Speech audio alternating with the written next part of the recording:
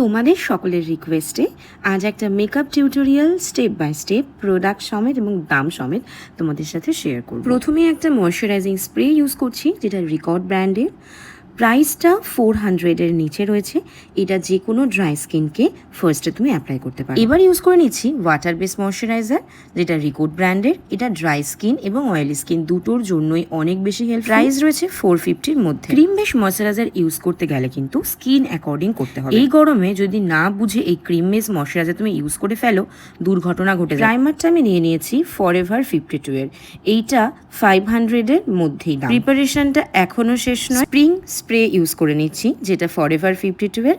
দাম রয়েছে 450-র মধ্যে। যাই বলো, আসল খেলা এইবার স্টার্ট করব। আমার হাতে এই যে তোমরা প্যালেটটা দেখছো, ছোট্ট ব্রাজিলিয়ান একটা প্যালেট কনসিলারের। প্রোডাক্টটা না জাস্ট মাখন। অ্যাপ্লাই করতে যেমনি মজা, ব্লেন্ডিং করতে যেমনি মজা, এর রেজাল্টটাও তেমনি মজা।